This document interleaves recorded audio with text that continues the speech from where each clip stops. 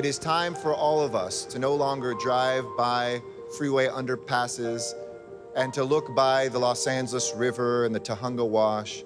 From San Pedro all the way up to the San Fernando Valley, we see too many people who tonight as we go to bed, 21,000 of them have no bed of their own.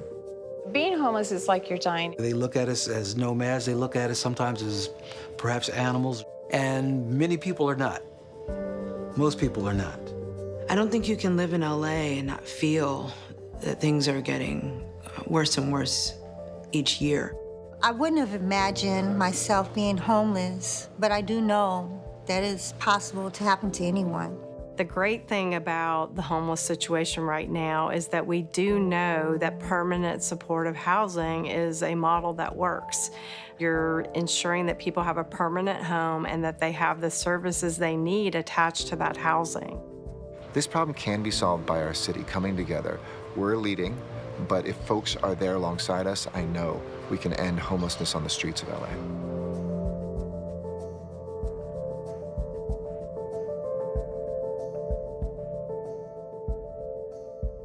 Our homeless situation is as visible as it's ever been.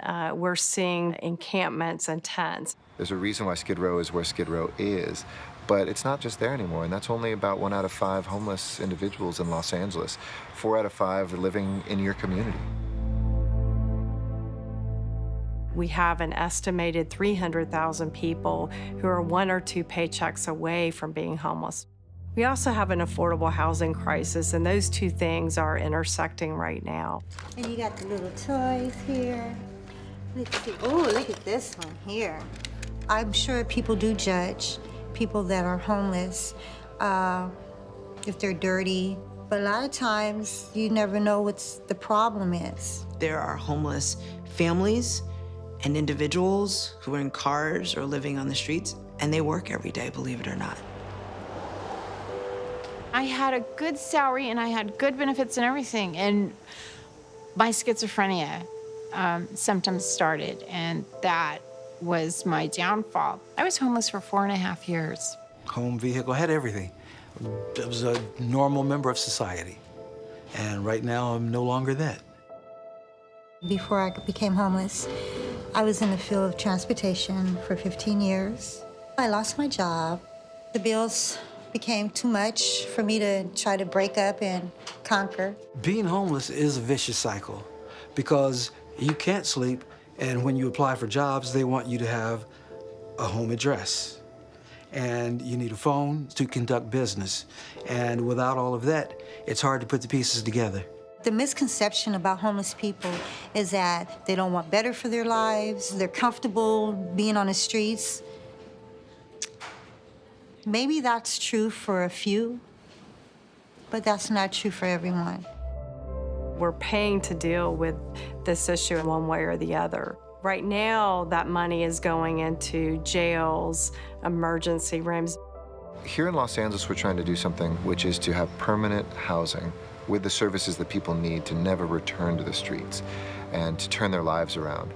It's a more expensive model in the short term, but it saves you a lot of money in the long term.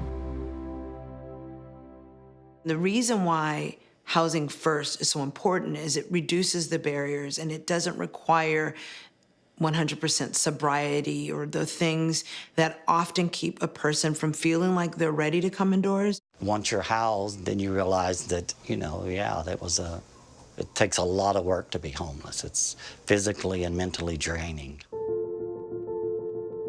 Once we get folks off the streets and into housing, we're able to keep them housed. Our success rates are over 90% of getting people who've been on the streets stably housed for many, many years without falling back into the streets.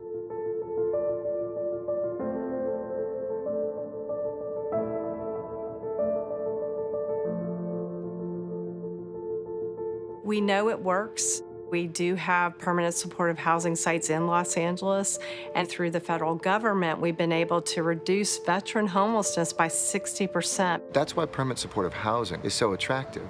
Building beautiful housing, people shouldn't be scared about folks who used to be homeless living in their community. It's better than them living on the street in front of you. Most of the homeless individuals that are in LA are from Los Angeles, and we need to treat them as our neighbors and see what solutions we can provide.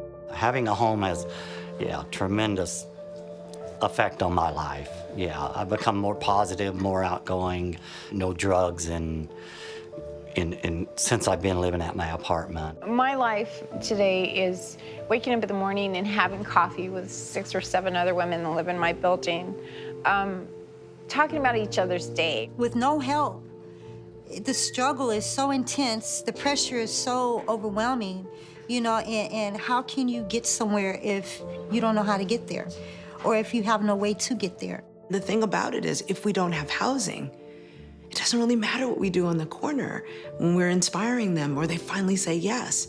If we don't have an apartment to move them into, they're gonna end up right back there. Permanent supportive housing, to me, has meant living. It's meant learning to trust. It's meant stabilizing. It's given me health. I have my doctors here. I have my psychiatrists, everything. I was doing nothing but dying out there on the streets. I have a life I'm proud of every day now.